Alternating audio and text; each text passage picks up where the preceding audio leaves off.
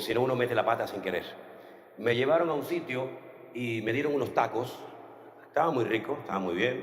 Veníamos con miedo porque nos dijeron que los mexicanos no comen picante, comen dinamita. Entonces siempre comíamos asustados y me decían, no, mire, este pica mucho, este pica un poquito más, y lo traían aparte, ¿no? Pero bueno, eso no fue el problema. La cuestión está en que se me acercó una gente y me dice, mire, hermano, esto, me dice, pastor, bienvenido y todo eso. Estos son los tacos del pastor. Y yo le dije, ah, pues, muchísimas gracias por haber hecho unos tacos en mi nombre, ¿no? El nombre del pastor. Y la muchacha me miró así como diciendo, este español está un poco para allá, ¿no? Y me dice, no, no, no es que te lo hayan hecho a ti por ser pastor, es que se llaman los tacos del pastor. Y digo, ah, vale, vale, perdón, perdón. Ese fue mi primer día en México, ¿no? Hermanos queridos, de verdad que estamos tan agradecidos, tan contentos con el Señor. Es que yo sé que lo hemos dicho muchas veces, pero es que no nos terminamos de creer todo esto. Tantas caras, tanta gente, tantos testimonios. Gente que incluso me ha dicho en estos días, tanto ayer como hoy, que, bueno, gracias al Señor estoy mejor de la garganta, ¿eh? Gracias a Dios. Ayer estaba hecho polvo, pero gracias a Dios, poquito a poco me voy recuperando. Gente que nos dice, yo me convertí con ustedes, yo me reconcilié con el Señor, yo estaba apartado del Señor hacía mucho tiempo y me reconcilié con el Señor. La verdad es que toda esta obra, ¿quién la ha hecho? Pero vamos, pero que no cabe la menor duda, es el Señor, porque nosotros no hemos hecho absolutamente nada. Mire, déjame el teléfono mío un momentito y cuídalo porque a ver si me lo van a robar. Porque esto vale oro, ¿no? No, es una broma, una broma. Mire, con este teléfono, el Señor ha hecho, está acoplando esto, el Señor ha hecho maravillas. Sin cámaras, sin focos, sin publicidad, sin shows, sin espectáculos. Yo lo ponía así, decía lo que el Señor me ponía en mi corazón decir, respondía las preguntas cuando hacía el pastor online y todo aquello. ¿Y yo qué hacía? Nada, absolutamente nada. Predicar la palabra, orar, responder a preguntas. Y detrás era el Señor el que estaba haciendo la obra. Así que no hay ningún mérito personal en lo que hemos hecho, porque lo que hemos hecho es nuestra obligación, es nuestro deber. ¿De qué va a predicar un pastor? Sino de la Biblia, de la sana doctrina. No hay ningún mérito en lo que hacemos. Si algo ha sucedido, el que lo ha hecho y toda la gloria sea para Él, es nuestro Señor Jesucristo. Fuerte este aplauso para nuestro Dios. Así es, mi hermano. Así es. Ni más ni menos. Ni más ni menos. Saben que uno de los temas que me gusta mucho tocar es el tema de los acontecimientos finales. Lamentablemente hay mucho desconocimiento. En todas las iglesias, en todas las denominaciones, no sé por qué, como que se ha ido abandonando este tema, se le ha dado prioridad a otras cuestiones, no digo que no sean importantes, pero sin lugar a dudas, un tema que es fundamental que los creyentes oigan y que dominen es el tema de los acontecimientos finales. Por eso en su día el Señor nos permitió publicar un libro, que es el libro titulado Escatología Bíblica, donde podemos tener una base para poder interpretar adecuadamente esos pasajes bíblicos. El tema de los acontecimientos finales, sobre todo el tema de las profecías y del libro del Apocalipsis, sobre todo lo que asusta a la gente, es el lenguaje. El lenguaje que emplea Juan, por ejemplo, cuando escribe el libro del Apocalipsis, no es un lenguaje, digamos, como el de los evangelios, ¿no? Muy facilito, muy sencillo de entender, sino que se emplean animales, se emplean colores, aparecen números, aparecen personajes casi de la mitología, como por ejemplo un dragón.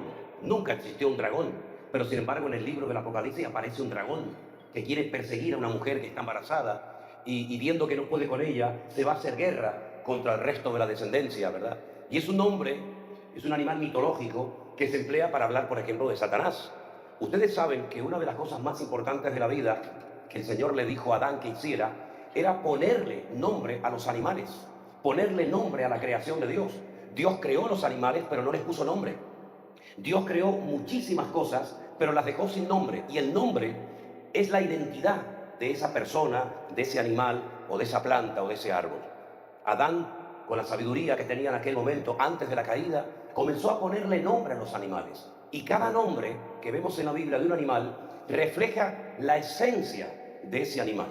Por ejemplo, la palabra perro, el nombre perro en hebreo es keleb, que es la unión de la palabra kol, lev. Kol es todo, lev en hebreo es corazón. Al perro se le llama en hebreo todo corazón, todo corazón. Y es que el perro es verdad, es así, ¿no? Esto es noble, es fiel, siempre está contigo.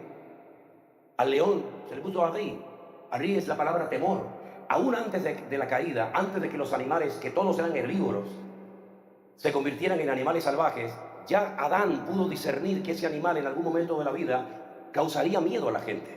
Y así podemos ir por todo lo que Adán mencionó, y vemos que incluso había momentos en los que Dios le cambiaba el nombre a ciertas personas. Por ejemplo, Abraham. El nombre de Abraham no se lo puso Dios, se lo pusieron sus padres en Ur de los Caldeos. Y entonces cuando él sigue al Señor en aquel llamado que recibió de sal de tu tierra y de tu parentela, el Señor le cambia el nombre, le añade una letra del nombre de Dios. Y entonces ya era Abraham. Y todo eso tiene una razón de ser, ¿verdad?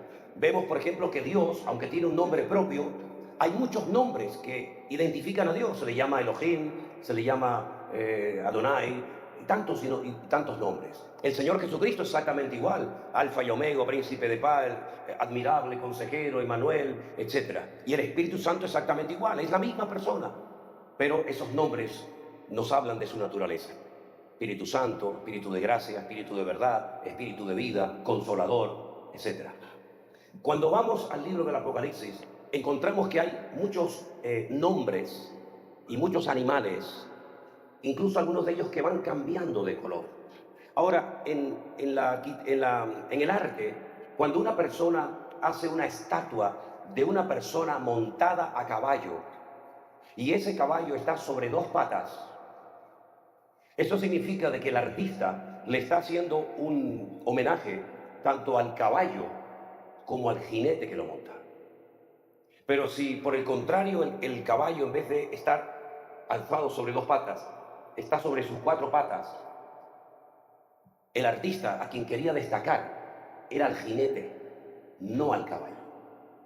Así que cuando ustedes comienzan a leer el libro de Apocalipsis y ven a un caballo blanco que va cambiando de color, no hay que fijarse tanto en el animal, sino en lo que va pasando con el jinete que lo monta, ¿verdad? Y de una forma indirecta se habla del personaje que lo monta, que no es otro más que el anticristo, viendo cómo ese caballo va cambiando de color según lo que está ocurriendo en el planeta Tierra. La ventaja del libro del Apocalipsis es que está en orden cronológico. La Biblia no está en orden. La Biblia, el primer libro, por su antigüedad, no es el libro del Génesis. El libro más antiguo de la Biblia es el libro de Job. Debería estar el primero, pero se decidió poner otro orden en la Biblia. Todos los libros que tenemos en la Biblia son exactamente los mismos libros del Antiguo Testamento del pueblo de Israel. Ellos saben que no tienen el Nuevo Testamento porque no creen en el Señor Jesucristo. La única diferencia entre la Biblia hebrea, por decirlo de alguna manera, y nuestras Biblias, es que nuestra Biblia en el Antiguo Testamento termina con el libro el Antiguo Testamento, con Malaquías. Y el Antiguo Testamento de la Biblia hebrea termina con Segunda de Crónicas. ¿Por qué? Porque si usted termina de leer el Antiguo Testamento y pronuncia la última palabra del Antiguo Testamento en el libro del profeta Malaquías, la última palabra es la palabra maldición. Y como ellos no quieren terminar de leer el Antiguo Testamento diciendo maldición, invirtieron el orden y pusieron Segunda de Crónicas al final. ¿Y cuál es la última palabra de Segunda de Crónicas? Israel. Y entonces lo que hacen es que cogen la primera letra de la Biblia, la última letra del Antiguo Testamento, y forman la palabra Lev. La B de Génesis, la Lamed de Segunda de Crónicas. ¿Y qué significa Lev? Corazón. Hemos leído el corazón de Dios. Salvo esa diferencia, todos los libros que tenemos en la Biblia han sido inspirados por el Espíritu Santo, pero no están en orden. Pero yo aconsejo que como mínimo una vez cada cierto tiempo, todo creyente empiece a leer la Biblia desde el principio, para que más o menos vaya conociendo cómo el Señor fue actuando a lo largo de los tiempos. Ahora, hoy vamos a hacer algo diferente. No lo hemos hecho en todo este viaje que estamos realizando en esta ocasión por Estados Unidos.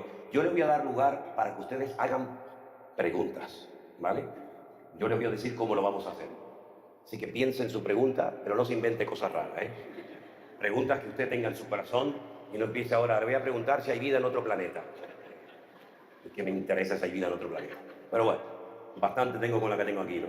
Ahora, en el libro del Apocalipsis se nos dice que cuando comience un periodo terrible de la historia de la humanidad, que en el Antiguo Testamento se conoce como el tiempo de angustia de Jacob o de Israel, en el Nuevo Testamento se conoce como la Gran Tribulación, empieza con algo que lo llaman los sellos. ¿Qué es eso de los sellos?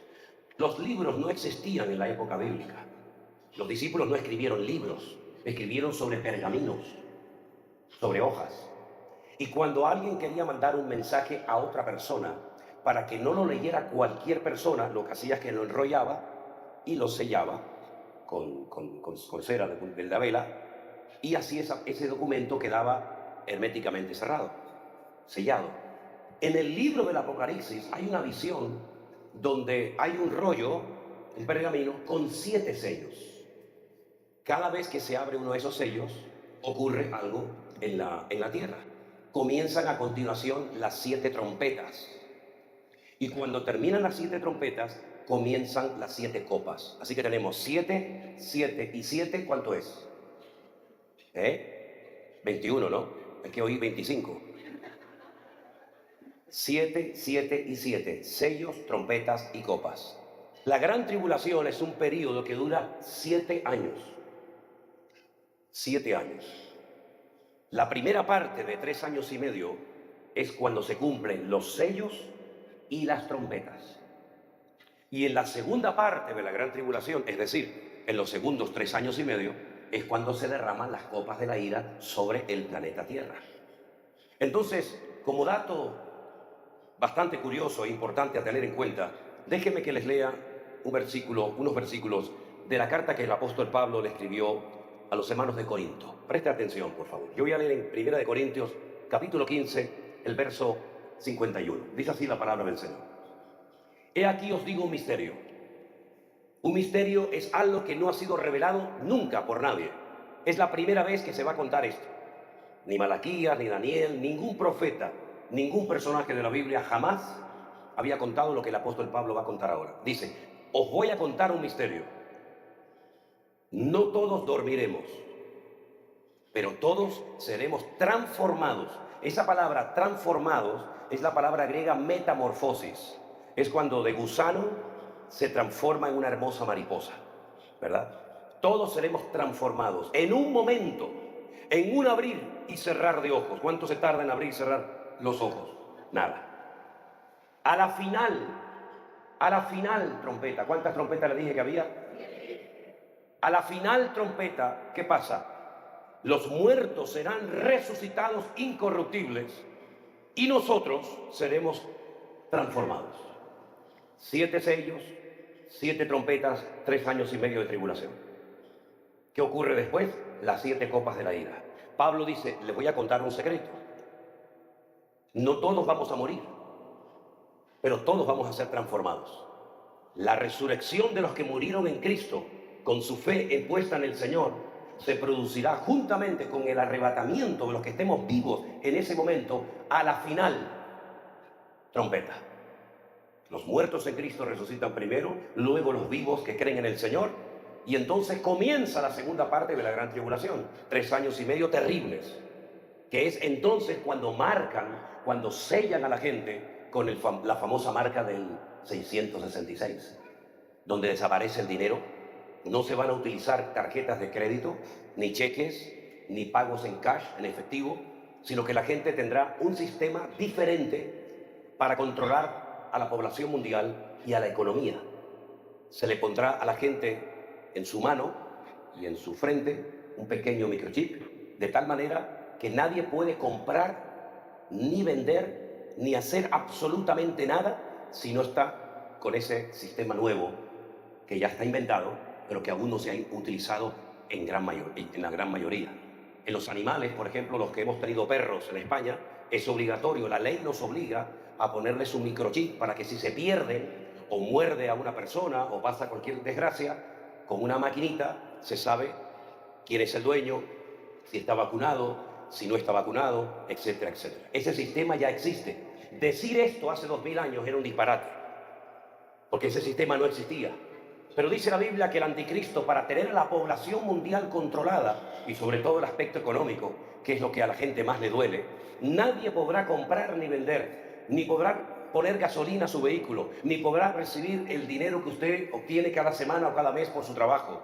Pequeños, grandes, ricos, pobres, blancos, negros, absolutamente todos los seres humanos tendrán que estar marcados con este nuevo sistema, que además no solamente te va a permitir hacer todo tipo de transacciones comerciales, tanto comprar como vender, sino que además es un sistema de control mundial. Te pueden controlar en cualquier momento, en cualquier parte del mundo donde te metas. Acabo de decir que al final de la trompeta se produce la primera resurrección, los muertos en Cristo resucitan y luego nosotros, los que vivimos, los que hayamos quedado, seremos arrebatados con el Señor. Esto que les acabo de comentar va a ser la segunda parte de la gran tribulación, cuando nosotros los creyentes, gracias al Señor, no estaremos en ese momento. Durante ese periodo ya sabemos cómo va a funcionar el tema económico, pero ¿y el tema político? ¿Cómo va a funcionar el tema de la política? Yo no sé cuántos de ustedes vieron ayer algo que no había pasado nunca en la historia. Es que, hermanos, si nosotros anotamos las cosas que hemos visto, que no las había visto nadie en la historia de la humanidad, la lista sería enorme. Bueno, empezando por marzo del 2020, el famoso COVID, donde nunca jamás había ocurrido que toda la población mundial, 7.000 millones de seres humanos, no podían salir a las calles. Se cerraron las iglesias, los aeropuertos, los puertos, los supermercados, todo se cerró. Eso nunca había sucedido en la historia de la humanidad. Alineación de planetas, en este momento están pasando por delante de la Tierra todos los planetas, uno en fila india, uno detrás de otro. Eso hacía siglos y siglos que no había ocurrido. La lista sería interminable. Pero es interesante notar que en los últimos tiempos no solamente la economía va a estar controlada, los precios también van a estar controlados y por supuesto se van a disparar de una forma tremenda. La política va a estar fundamentalmente dirigida por un personaje que recibirá un poder económico, político, militar y espiritual sin precedentes en la historia de la humanidad. Ese político, ese hombre de carne y hueso, esa persona que tiene papá, mamá, ID, etcétera, etcétera, solamente Juan lo llama el antimesías, el anticristo, pero recibe otros nombres en la Biblia, como por ejemplo vimos ayer, el inicuo, el hombre de pecado, el hijo de perdición. En el Antiguo Testamento, en el libro de Daniel, que es como el Apocalipsis, ¿no?, del Antiguo Testamento, se le llama el cuerno pequeño. ¿Por qué se le llama así? ¿Por qué se le llama el cuerno pequeño? Porque Daniel tiene una visión donde ve una bestia, ve un animal muy difícil de describir y lo ve con 10 cuernos en su cabeza y de en medio de los 10 cuernos aparece uno pequeñito que comienza a crecer y hace guerra contra todo el mundo y comienza a decir cosas terribles contra Dios. Ese es el personaje que lo conocemos como el anticristo. Él va a estar durante el periodo de la gran tribulación haciendo de las suyas. Y la Biblia nos da muchos detalles acerca de su forma de ser, su forma de hablar, lo que hará, etcétera, etcétera. Y al final logrará reunir a un montón de naciones para ir a pelear contra Israel.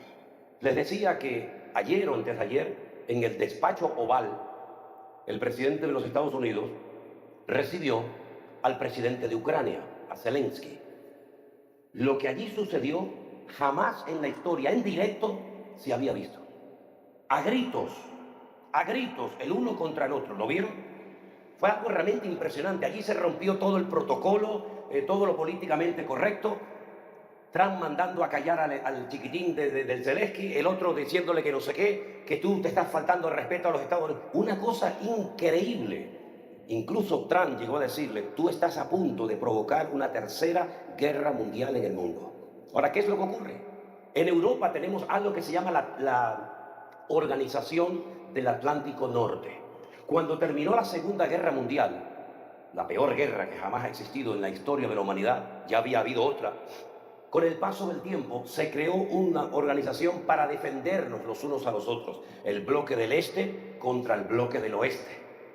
Estados Unidos, cuando fueron atacadas la flota que tenía en el Pacífico, en Pearl Harbor, tuvo que intervenir en la guerra.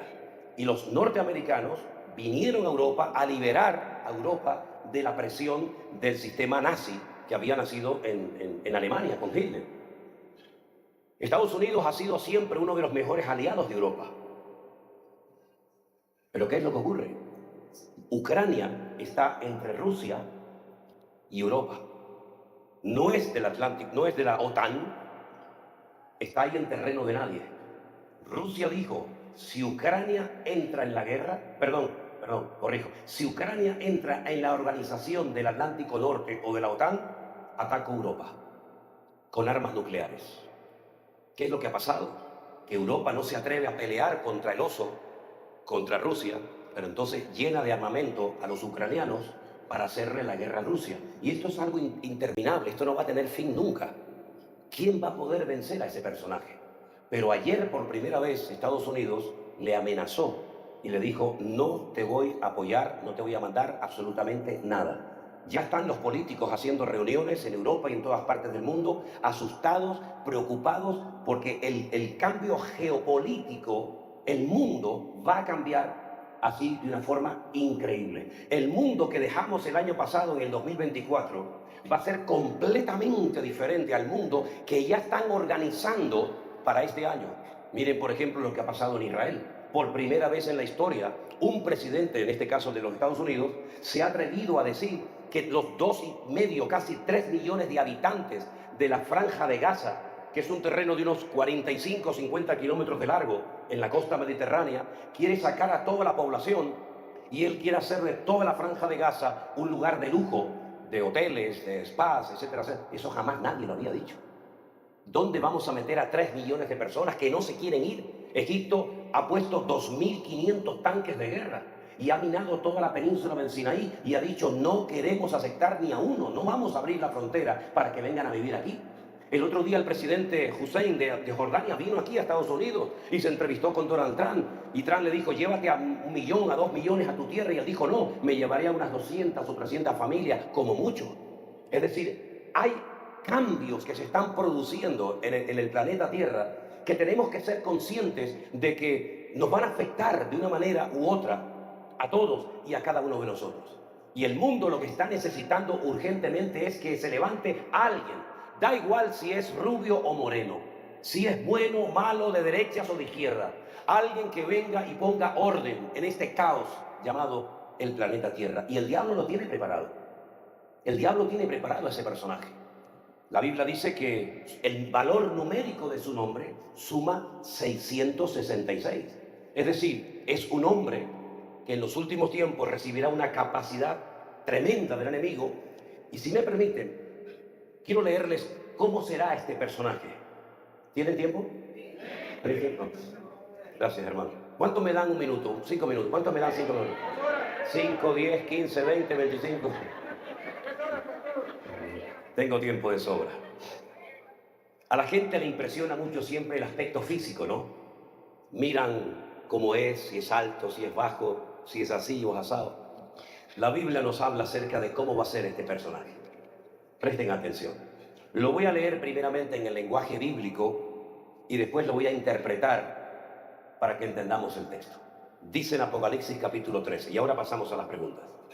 Me paré sobre la arena del mar. Bueno, antes de leer el texto, déjeme decirle que cuando se escribió la Biblia no se escribió ni con capítulos ni con versículos. Eso fue un invento de siglos más adelante. Por lo tanto, a veces los capítulos y los versículos impiden que se siga desarrollando el tema. El capítulo 12 no debería de haber terminado en el versículo 17, sino en el versículo 1. Entonces el dragón se llenó de ira contra la mujer y se fue a hacer guerra contra el resto de la descendencia de ella, los que guardan los mandamientos de Dios y tienen el testimonio de Jesucristo. Me parece, ahí es donde el que se para no es Juan, el que se para es el diablo, Satanás, viendo su impotencia, viendo su incapacidad de poder destruir a la mujer, que ya dije en su momento que prefigura al pueblo de Israel. Dice que del mar, y en Apocalipsis cuando se habla del mar, habla de naciones. Quite la palabra mar y ponga naciones. Me paré sobre las naciones y vi subir del mar, de entre las naciones, a una bestia que tenía 7 cabezas, 10 cuernos, en sus cuernos 10 diademas, sobre sus cabezas un nombre blasfemo. Pero escuche ahora esto. La bestia, la persona que vi, era semejante a un leopardo. Sus pies eran como de oso y su boca era como la de un león. ¿Verdad que es difícil entender esto? ¿Usted ha visto alguna persona que cuando habla parece un león? ¿Usted ha visto a alguna persona que sus pies se parezcan a un oso? ¿O ha visto a una persona parecida a un leopardo? Uno dice, pero no entiendo nada. Pero es que el libro del Apocalipsis hay que entender que se escribió en clave. ¿En clave por qué? Para que los inconversos no lo entendieran. Y la tragedia es que ni lo entienden los inconversos y muchos creyentes tampoco. Esa es la tragedia. Se escribió en clave. Yo le puedo decir un montón de cosas a Elena con las manos. No se las voy a decir a ustedes. Elena y yo nos cogemos las manos y sin decirnos nada, ¿a que sí? ¿Sí o no? No me dejen pasar vergüenza. Ah. Yo con las manos le digo un montón de cosas. El Señor en el Apocalipsis nos dice un montón de cosas, pero nos la dice en clave, para que el Imperio Romano y la gente de la época no entendiera lo que Juan estaba diciendo. ¿Por qué él emplea 3 animales, el leopardo, el oso y el león? Porque los judíos que habían leído y conocían perfectamente el libro de Daniel, sabían esto que les voy a contar. Lo voy a contar lo más sencillo posible para que todos lo entiendan. Daniel está en Babilonia, cautivo, y una noche tiene un sueño. Y en ese sueño ve 4 animales. Y él se queda mirando y ve que hay un león con alas. Y después aparece un oso. Y después aparece un leopardo con 4 cabezas. Y después un cuarto animal que ahora no voy a mencionar. Cuando el Señor le da la interpretación de ese sueño, y quiero decir de paso que no todo lo que sueña tiene que tener una interpretación. Si la gente dice, pastor, yo soñé esto y aquello, ¿qué debe significar? Que comiste mucho, mija, comiste mucho. Pero los sueños bíblicos sí tienen interpretación. Y el Señor le dijo, mira Daniel, el león es Babilonia. El oso son los medos persas. ¿Quiénes son los persas actualmente? Los iraníes. Irán es Persia. Los persas y los medos son los kurdos, que no tienen tierra. Están tratando de tener un trocito de tierra ahí entre Turquía y Siria. Y el leopardo, Grecia. Porque él lo vio con 4 cabezas. No existe un leopardo con 4 cabezas. Pero de una forma simbólica, el Señor le dice a Daniel, mira, cuando el imperio griego caiga, se va a dividir en 4. Y ya dije ayer que fueron 4 de sus generales, Ptolomeo, Seleuco, Casandro y Silimaco, los 4 nombres de sus generales. Entonces, si el león es Babilonia, el oso son los persas y el leopardo es Grecia, con esta interpretación, ¿se acuerdan de lo que les acabo de decir? ¿El león quién es? Babilonia. El oso, Persia o Irán. Y el leopardo, Grecia. Otra vez, ¿el león quién es? Babilonia. El oso, Persia, Irán. Y el leopardo, Grecia. El león, Babilonia. El oso, persa. Y el leopardo, ¿se acuerdan? Vamos a Apocalipsis. La bestia que vi era semejante a un griego. Dice leopardo, pero tú sabes que el leopardo es Grecia. La persona que vi se parecía a un griego. Y sus pies eran como un oso. ¿Quién era el oso? Un persa. Y cuando hablaba como un babilónico. ¿Se da cuenta que si usted sabe interpretar los animales, automáticamente entiendes el pasaje? ¿Qué le está diciendo el Señor a Juan y por consiguiente también a nosotros? Que el anticristo será una mezcla de todo un poco. ¿Qué es lo que les gustaba a los griegos? Aparentar. Ellos inventaron las olimpiadas. Ellos eran promiscuos sexuales. Todo vale. Los griegos eran personas que le daban mucho lugar a la filosofía. Hablar y debatir y discutir. Es decir, una elocuencia, una oratoria espectacular. ¿Cómo eran los babilónicos? Gente agresiva, el león, el rey de la selva. Gente violenta, gente que no respetaba la vida humana. ¿Cómo eran, por ejemplo, los persas? Bueno, ¿cómo son? Fueron los que inventaron el ajedrez. Son personas que son capaces de estar 20 años organizando una guerra. Los ves amables, simpáticos, no son árabes, son persas, que no tienen nada que ver. Y son personas que saben esperar, son pacientes. Y esperan, y esperan, y esperan, y esperan. Te ganan la confianza. Y cuando crees que está de tu lado, te ataca por la espalda. Todas esas características de los imperios que han existido a lo largo de la historia van a residir en la personalidad y en la naturaleza del anticristo. Será una persona tremendamente carismática, con una elocuencia increíble que cautivará a muchas personas. Será al mismo tiempo una persona que es agresiva, violenta, pero no te lo demuestra. Será una persona que le va a dar mucha importancia a la apariencia física. No sé cuántos de ustedes saben que una de las industrias que más dinero produce en el mundo es todo el tema del cambio de sexo, y quítame aquí, ponme para allá, y súbeme por aquí, bájame del otro lado, todo eso que a algunas les gusta tanto. todas esas estupideces que tienen atontada a la mayoría de la gente, porque aunque la mona se vista de seda, mona te vas a quedar, ¿me entiendes? Pero ella sigue y sigue, y quítame de aquí, y estírame por allá, ya, va. Todas esas estupideces. Todo eso es lo que va a fomentar el anticristo. Y estamos viviendo en un mundo de apariencia. Estamos viviendo en un mundo de tanto tienes, tanto vales.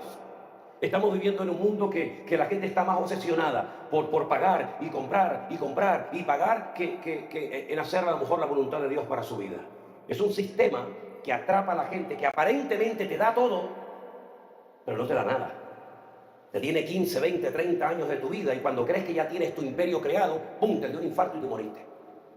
Y lo hereda uno que en una semana se gasta lo que tú trabajaste 20 años, o 40, o toda tu vida. Ese es el sistema del mundo. Por eso dice, no améis al mundo, ni las cosas del mundo, porque son efímeras, son engañosas. Haceos tesoros en el reino de los cielos, donde allí no te pueden robar, ni te pueden quitar nada los seres humanos.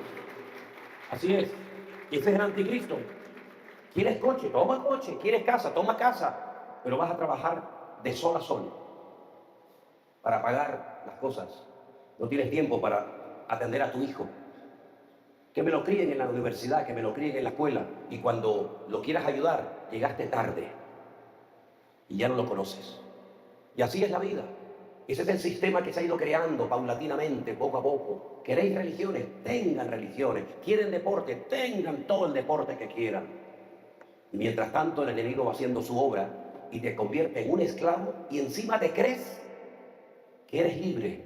Y no hay peor esclavo que aquel que no sabe que es un esclavo. Este es el mundo que nos espera.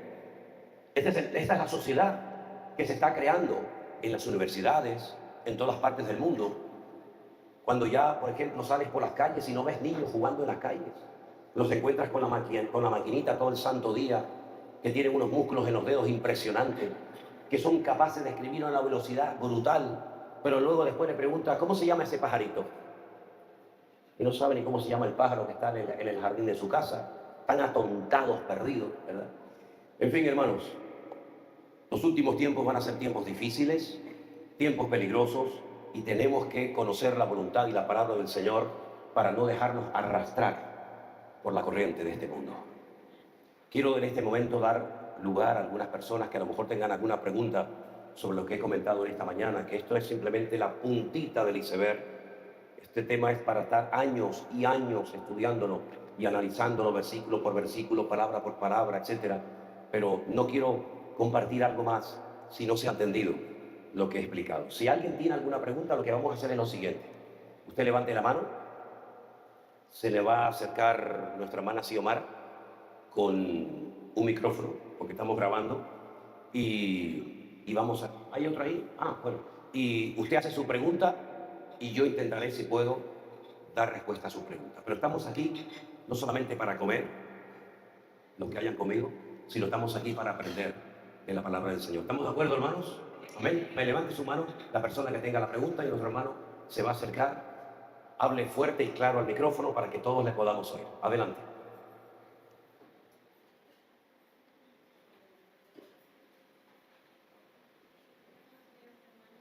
Si podemos abrir ese micrófono, Marcos.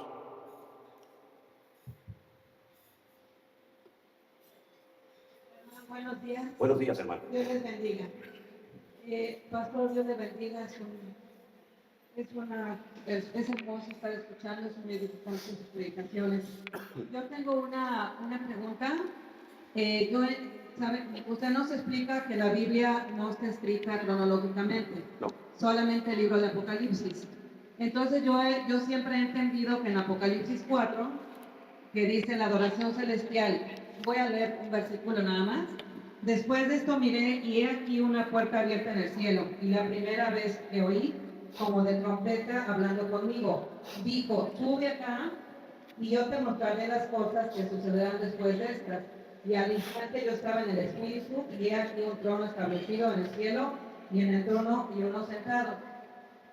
Yo entiendo aquí, pastor, que es el arrebatamiento, que es cuando nos vamos con el Señor y lo encontramos en las nubes. Esa es mi pregunta para usted, porque yo siempre he entendido que nos vamos en Apocalipsis 4 y que no vamos a pasar solamente, que estamos pasando solamente principios de dolores, pero que no vamos a pasar la tribulación. ni tampoco la gran tribulación. Ok. Gracias. Bueno, de nada, hermano. Gracias por su pregunta. Hay una gran diferencia entre lo que usted entiende y lo que es. Nosotros durante años hemos entendido muchas cosas, pero al final resulta que a la luz de la palabra de Dios eran al revés de lo que habíamos entendido, o nos habían explicado. Cuando fuimos católicos, ¿cuántas veces fuimos al cura? Creyendo que era la forma de recibir el perdón de nuestros pecados. De María Purísima, sin pecado concebida, ¿se acuerdan de aquello? Y lo hacíamos, ¿por qué? Porque creíamos que era así. Y después íbamos a comer el cuerpo de Cristo. Nos daban la hostia. Y tantas cosas que hicimos creyendo que eran así y estábamos sinceramente equivocados. En Apocalipsis capítulo 4 no se habla del arrebatamiento de la iglesia, en absoluto. En Apocalipsis capítulo 4 hay una visión donde se ve un tiempo de adoración en la presencia del Señor, pero no dice en ningún momento que la iglesia está allí, no lo dice. ¿Qué es lo que ocurre? Que a lo largo de los últimos 150, 160 años de la historia de la iglesia, aproximadamente, se introdujo en la teología de la iglesia evangélica una opinión de un sacerdote que dijo, estudiando él por su cuenta, que la iglesia apostólica, católica y romana no pasaría por ningún momento ni la primera ni la segunda parte de la tribulación. Eso lo dijo un cura.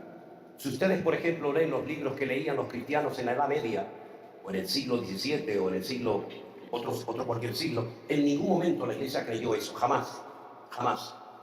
Ese sacerdote católico dijo que la iglesia católica, no la evangélica, la iglesia católica, por ser la iglesia católica, no pasaría por ningún periodo de la gran tribulación, sino que eso era para los judíos, porque como habían matado a Cristo, lo llamaban los deicidas, los que habían matado a Dios, se merecían todos esos juicios y todos esos castigos.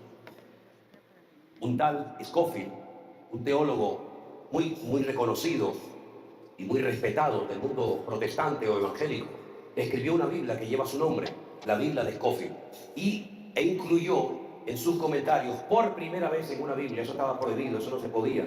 Hoy en día en las Biblias hay de todo, hay mapas, hay pesos y medidas, hay comentarios. Scofield fue una de las primeras personas que incluyó comentarios en la Biblia que lleva su nombre.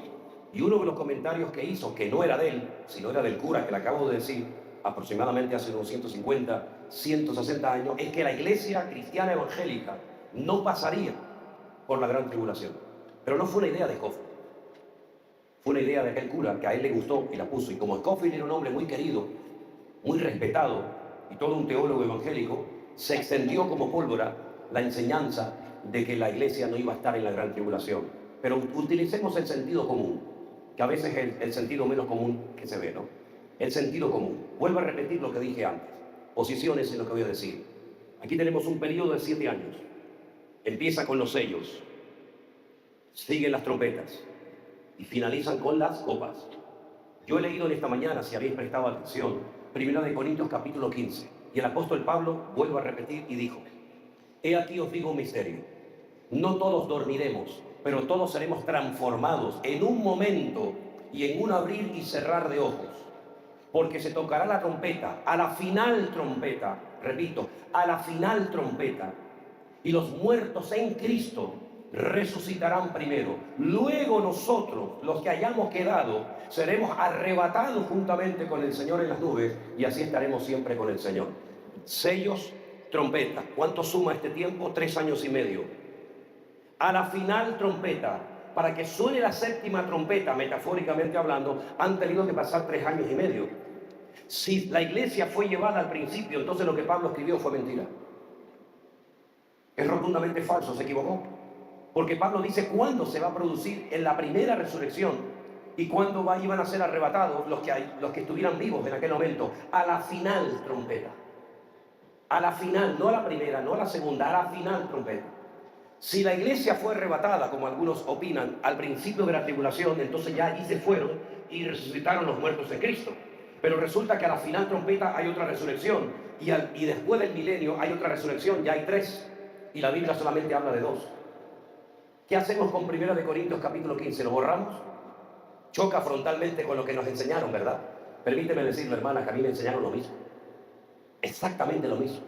Que la iglesia no pasaría por la gran tribulación, porque Dios no nos ha puesto para ira, sino para alcanzar salvación. Por eso anoche expliqué que cuando usted lee el libro del Apocalipsis, se mencionan 3 tipos de iras diferentes. La ira del Cordero o de Dios, la ira del dragón o Satanás y la ira de las naciones. Si la Biblia dice que no hemos sido puestos para ira, sino para alcanzar salvación, la pregunta es, ¿de qué ira es de que estamos exentas? ¿De la de las naciones, de las del diablo o de la del Señor? Evidentemente la del Señor. El Señor no está enfadado con nosotros, somos real sacerdocio, nación santa, pueblo adquirido por Dios, ¿verdad? Por lo tanto, la idea, la opinión de un cura prevaleció sobre la opinión generalizada de 2000 años de historia de la iglesia. El mismo Señor Jesucristo dijo, y todo aquel que quiera vivir piadosamente padecerá persecución. No es una desgracia que nos persigan ni que se metan con nosotros. Lo que es una desgracia es que no nos hagan caso ni se den cuenta que estamos aquí. Esa es la peor desgracia que nos ha pasado. Que hablen más de la gente del mundo que de los cristianos en la tierra. Entonces, Apocalipsis capítulo 4 es una visión celestial de un periodo de alabanza y de adoración, pero en ningún momento encontramos a toda la cristiandad, porque le digo más, si usted lee un poquito más adelante, en el capítulo 5, uno de los ancianos le dice a Juan, estos de todas las naciones, pueblos, tribus y lenguas, que están vestidos con ropas blancas, una multitud que nadie puede contar, ¿quiénes son estas personas? ¿Y de dónde han salido? Y Juan llora y le dice al anciano que le haga la pregunta, no lo sé, Señor, yo no sé quién es esta gente, de todas las naciones, pueblos, tribus y lenguas, que no se pueden contar de tantos que son, no sé quiénes son, ni de dónde vienen. Y la respuesta es, estos son los que han salido de la gran tribulación y no se han manchado, sino que han permanecido fieles al Señor. Estos son los que han salido de la gran tribulación. Pero si eran creyentes, ¿por qué no se fueron antes? ¿Por qué se quedaron? Porque el arrebatamiento no se produce al principio, sino a la mitad de la semana. Al final trompeta, no lo digo yo, lo dice el Señor en su palabra. Amén. ¿Las preguntas? Allá atrás hay un hermano que tiene su mano levantada. Aquí pasó. Y allí también. Ok, venga. No, los dos. Buenas tardes, pastor. Buenas tardes, hermano. Mi pregunta es acerca de Mateo 24, 16. Acerca si esa es una profecía ya que se cumplió o está por cumplirse o es doblemente profética. Porque habla de los que estén en Judea huyan a los montes. Sí. Judea y Samaria están en manos de la autoridad palestina y ya en esos territorios hay presencia judía en estos momentos. Judea no está bajo autoridad palestina. Judea no, parte de Samaria, que ellos lo llaman Transjordania. Pero la autoridad palestina tiene la ciudad de Nablus, que era la antigua Siquén, donde la hija de Jacob fue vilmente violada. Tienen Jenin, tienen Jericó, tienen Ramala, tienen Betel, tienen la franja de Gaza. Esos son los... Sí, Betel. Betel no, Belén, y Jericó, exactamente, y Jericó. Entonces, Mateo capítulo 24 es un capítulo que parte se ha cumplido en la destrucción del templo en el año 70 después de Cristo, por las legiones de Tito, que era el hijo de Vespasiano, el emperador de Roma. Entonces, el Señor Jesucristo le había dicho a sus discípulos que no entraran ni se quedaran en Jerusalén. La historia demostró que muy poquitos cristianos murieron en la destrucción del templo de Jerusalén, porque ellos sabían que la ciudad iba a ser destruida, como le dijo el Señor a sus discípulos. Por lo tanto, esa parte que usted acaba de mencionar es la parte que se ha cumplido en los tiempos de la destrucción del templo de Jerusalén. Pero hay una gran parte del capítulo 24 de Mateo que aún está por cumplirse. ¿Sí? Gracias. Ok, bendiciones, hermano. Acá hay una pregunta, pastor. Dígame. ¿Quién más por aquí? Buenos días, pastor. Buenos días, hermano. La pregunta es, en el capítulo 6, donde hablan acerca de los sellos, el primer caballo que aparece es el caballo blanco. Sí. Y tengo la duda de quién es ese caballo blanco, porque en el capítulo 19, en el versículo 11, aparece un caballo blanco que representa a Jesús. Sí. Sin embargo, este caballo está un poco más relacionado con lo que habla Zacarías 1, que son todos esos caballos que Sí. salen reflejados, ¿cierto? Entonces, la confusión es, ¿ese ya no representaría a Jesús o a quién representa? Ok, nosotros siempre, una de las cosas que le enseñamos a la gente, no solamente cuando estudian el Apocalipsis, sino cualquier parte de la Escritura, es leer el contexto. Hay una de las reglas de la hermenéutica, dicho sea de paso que la hermenéutica es la ciencia que nos ayuda a la correcta interpretación de los textos bíblicos. Y hay muchas reglas que hay que tener en cuenta. Una de las reglas dice que un texto fuera de su contexto forma un pretexto. Por ejemplo, la Biblia dice que Satanás está como un león rugiente buscando a quien devorar, ¿sí o no? Pero también la Biblia dice que el Señor es el león de la tribu de Judá. ¿En qué quedamos? ¿Quién es el león? ¿El diablo o el Señor Jesucristo? Depende del contexto. Depende del contexto, ¿vale? Entonces, ese caballo blanco que aparece en Apocalipsis capítulo 6, el que lo monta es el anticristo. El personaje central no es el caballo, el personaje central es el que lo monta, que dice que la Biblia que lleva un arco pero sin flechas. Es una forma metafórica de decir la forma, entre comillas, pacífica en la que va a aparecer el anticristo en la escena mundial, ofreciendo paz y seguridad. Pero el caballo blanco que usted ha leído más adelante en Apocalipsis se refiere a la segunda venida de nuestro Señor Jesucristo. Por lo tanto, no siempre el mismo animal representa la misma cosa en esta ocasión. ¿Por qué? Porque en la época bíblica, cuando una persona venía en son de paz, montaba en un pollino.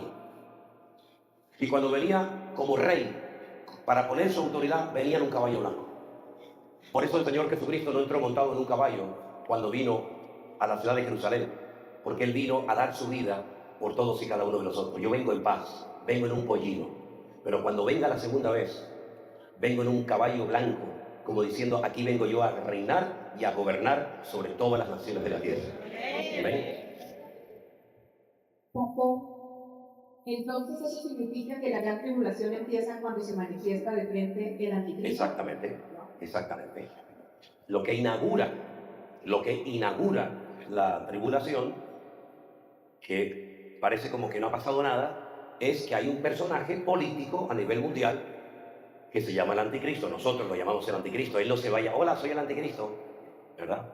Lo que pasa es que lo dije el otro día, lo voy a repetir, el idioma hebreo y el idioma griego es un idioma alfanumérico, es decir, cada letra tiene un valor numérico. Es como decir, la A es el 1, la B es el 2, la C sería el 3 y así sucesivamente.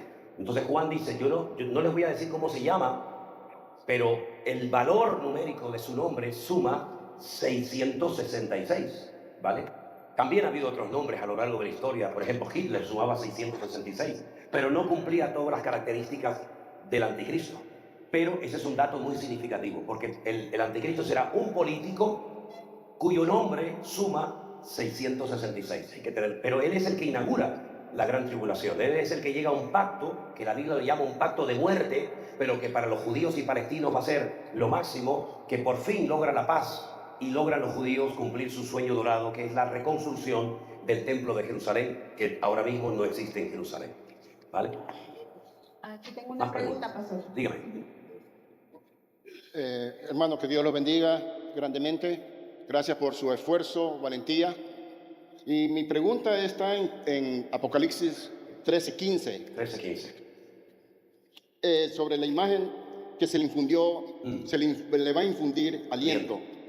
Podríamos estar pensando en nuestros días ahorita sobre los robots o los que parecen humanoides, que hablan cosas hasta de Dios en los últimos días. Mire, el anticristo lógicamente va a utilizar toda la tecnología existente, no cabe la menor duda. Va a utilizar las redes sociales, va a utilizar los medios de comunicación masivos, va a utilizar la inteligencia artificial, va a utilizar absolutamente todo lo que esté a su alcance. No es que esas cosas sean malas. La inmensa mayoría de ustedes me han conocido no personalmente, sino a través de la tecnología, a través de las redes sociales. Seguramente nunca nos hubiéramos llegado a conocer si yo no me hubiera animado a estar en YouTube, a estar en Facebook, ¿verdad? Y estar allí, pues, predicando, lo que sea. La tecnología no es mala. Malo es el hombre, que pueda hacer un mal uso de la tecnología, ¿verdad? La tecnología, repito, no es mala, pero el diablo, Satanás, el anticristo, lógicamente la va a utilizar para lo malo. La Biblia dice en ese capítulo 13 que él va a llegar un momento en el que en el templo de Jerusalén va a poner una imagen. Ahora, un inciso. Nosotros la palabra tanque de guerra, bomba nuclear, misil, internet, Facebook, Instagram, son palabras que nosotros ya utilizamos, que hace años no existían, pero que ya forman parte de nuestro lenguaje. Ahora tenemos que ponernos en el lugar de Juan. Juan está en una isla, es un pescador. Hace 2000 años, él no tiene el lenguaje para explicar o para expresar lo que para nosotros sería muy fácil explicar, ¿verdad? Y él tiene que utilizar un lenguaje muy limitado para explicar cosas que él está viendo por primera vez en su vida. Cuando él ve pasar un bombardero lanzando bombas, él dice, era como una gran langosta que lanzaba piedras del cielo como un talento, y cuando las lanzaba salía fuego por su boca. Hombre, lo que te está hablando son de aviones, de tanques, de submarinos, etc. Pero él está trabajando con un lenguaje tremendamente limitado. Por eso cuando él dice que el anticristo va a poner en el templo una imagen que le va a infundir aliento, por medio de la cual puede hablar, no necesariamente tiene por qué ser una estatua con la figura del anticristo que habla.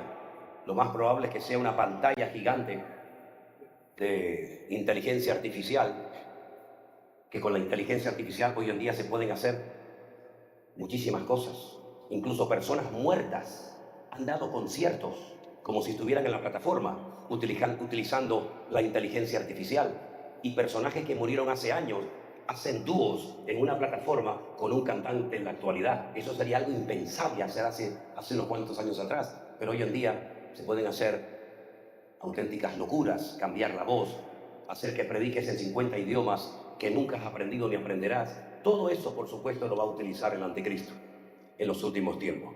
Porque la Biblia dice que los ídolos de las naciones tienen ojos pero no ven, tienen boca y no hablan, tienen pies y no caminan. Pero lo que el anticristo pone en el templo es capaz de comunicarse con la gente. Probablemente utilice toda la tecnología que conocemos hoy en día. Vamos a dar lugar a dos preguntas más y vamos terminando. Mire, por este lado hay hermanos también que tienen levantada su mano, para que no piensen que la tenemos tomada con ustedes y estos son los buenos, ¿no?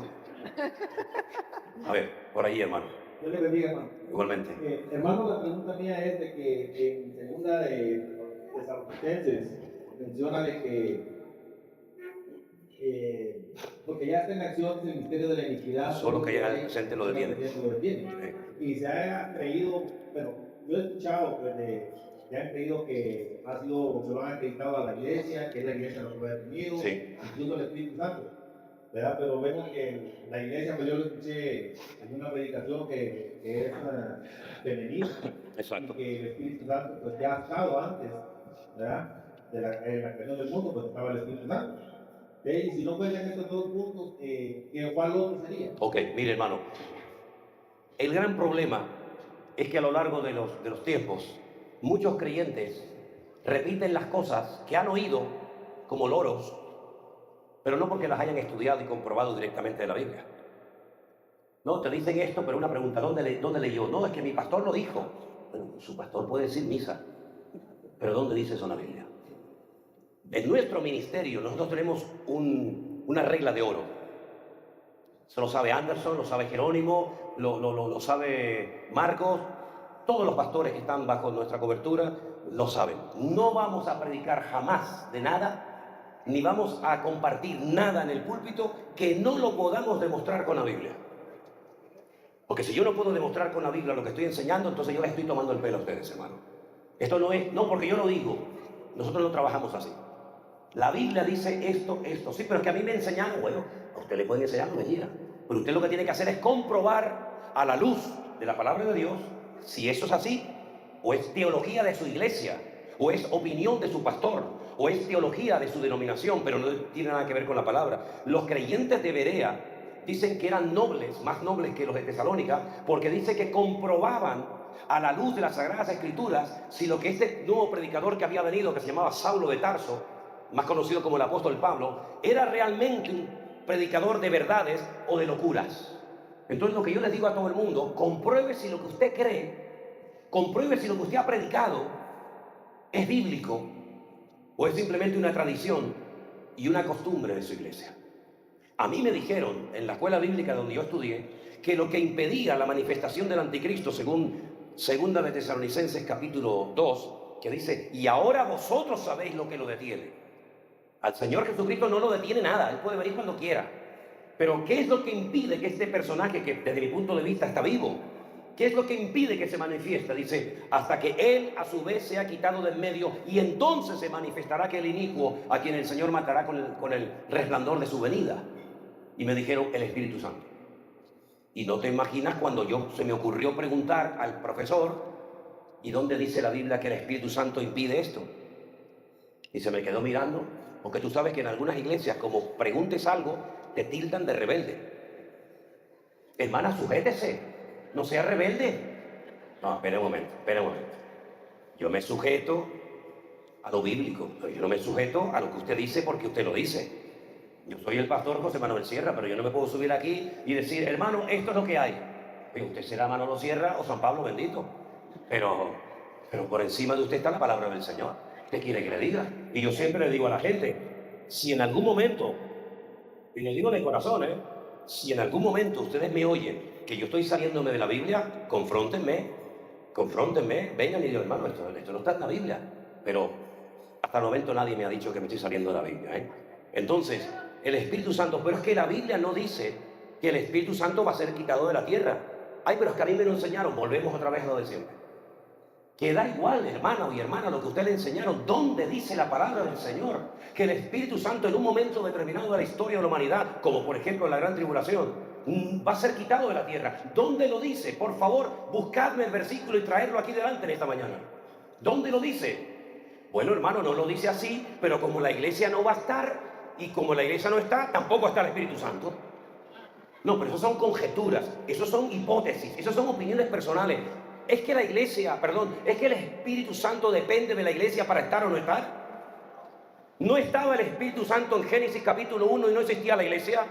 ¿Y no existía el pueblo de Israel? ¿Y no existían los discípulos? ¿Y el Espíritu de Jehová se movía sobre la faz de las aguas? El Espíritu Santo no depende de ti, no depende de nadie. ¿Es Dios o no es Dios? Y Dios no es omnipresente. Pues si Dios es omnipresente, Él estará siempre en todas partes, sea tribulación, sea diluvio, sea monarquía, sea lo que sea. Por lo tanto, no es el Espíritu Santo el que va a ser quitado de la tierra. Eso es rotundamente falso. Y me atrevo a decir que desafío a cualquiera que me lo pueda demostrar con la Biblia. No dice la Biblia que el Espíritu Santo va a ser quitado de la tierra, ni tampoco la iglesia es lo que frena la manifestación del anticristo, en absoluto. Entonces, ¿qué es? Bueno, habrá que buscar en la Biblia, porque Pablo le dijo a los hermanos de Tesalónica, vosotros sabéis lo que lo detiene. Es decir, que si yo hubiera sido miembro de la iglesia de Tesalónica y Pablo hubiera sido mi pastor, me hubiera dicho, Manuel, tú sabes, ya te lo dije el otro día, tú sabes lo que lo detiene. ¿Cómo podían saber, hermanos, que llevaban 3 semanas convertidos? Esta respuesta, y hay creyentes hoy en día que no lo saben. Bueno. Hay un versículo en la Biblia que dice, lo leía creo que ayer o antes de ayer, la respuesta está en Daniel 12, versículos 1 y 2, para el que le interese el tema. Daniel capítulo 12, versículos 1 y 2, dice, hay algo que cuando sea levantado, sea removido, sea quitado, entonces se producirán las resurrecciones, etcétera, etcétera. Pero es que si lo que yo digo no lo puedo demostrar con la Biblia, usted, querido hermano, es un impostor, nos está tomando el pelo a todos, y nada más lejos de la realidad. Por lo tanto, mi querido hermano, yo le digo a usted y a toda la audiencia aquí presente, toda declaración que hagamos, todo lo que practiquemos tiene que ser demostrado a la luz de la palabra del Señor. Como por ejemplo, permítame que ponga un ejemplo, no voy a citar nombres ni mucho menos, cuando le enseñan a las personas, como esta mañana me comentaba alguien, y el que no habla en lenguas no tiene el Espíritu Santo. ¿Dónde dice eso? ¿Dónde dice que una persona que no ha hablado nunca en lengua no tiene al Espíritu Santo? ¿Entonces a quién tiene? ¿A quién tiene? A Jesús y a Dios. Y el Espíritu Santo lo tenemos aquí en el rincón. ¿No dice que los 3 son uno? Entonces se han enseñado tantas cosas que se han repetido como el loro, pero no se han comprobado a la luz de la palabra de Dios. Y esa es la gran tragedia. Y ese es el motivo por el cual el Señor ha hecho una obra tan preciosa a través de todo lo que hemos hecho. ¿Por qué? Porque le hemos enseñado a la gente a ir a la Biblia. Vayan a la palabra, lean la Escritura, estudien la Sagrada Escritura. Y si lo que oyen no es de Dios, salga corriendo inmediatamente de ese lugar, antes de que usted sea copartícipe de esa falsa enseñanza. Así de claro. La última, ¿les parece bien? La última. Aquí tengo una pregunta, pastor. A ver. Adelante. Sí, Dios le bendiga, hermano. Gracias a Dios por su vida y por su ministerio. Hablando acerca de la numerología que nos explicaba, cómo se ha escrito a través de las culturas y de los tiempos, dice en 2 de Timoteo 3, habla de las características de las personas en los últimos tiempos. Sí. Y las características son 18, que son 3 veces 6. No sé si tenga que ver esto con lo que representa el carácter del anticristo, ¿O qué opinaría usted? Si le soy sincero, nunca había escuchado eso. Si le soy sincero. Usted está en 2 Timoteo, perdón, el capítulo... Segunda de Timoteo 3, ¿puedo leerlo? Dice. No, todo el capítulo no, porque si no, nos van a dar... las tres, la parte nada más. También debes saber esto, que en los posteriores días vendrán tiempos peligrosos. Porque habrá hombres amadores de sí mismos, avaros, vanagloriosos, soberbios, blasfemos, desobedientes a los padres, ingratos, impíos, sin afecto natural, implacables, calumniadores, intemperantes, crueles, aborrecedores de lo bueno, traidores, impetuosos, infatuos, amadores de los deleites más que de Dios. Y son 18, que tendrán apariencia de piedad, pero negarán la eficacia de la misma. Sí, correcto. Esa era mi pregunta, ¿qué opinión tiene? Y usted dice que como son 18... Sí, o sea, hablando de la numerología, como hablamos en Apocalipsis, que está lleno de números. Lo que pasa es que a nosotros los cristianos el tema de la numerología no nos tiene que romper la cabeza. Porque fundamentalmente el tema de la gematría, que se llama así, gematría, que es el valor numérico de las palabras, es fundamentalmente en el Antiguo Testamento. En el Nuevo Testamento no se estudia con la gematría. Eso es un sistema de interpretación de algunos pasajes del Antiguo Testamento.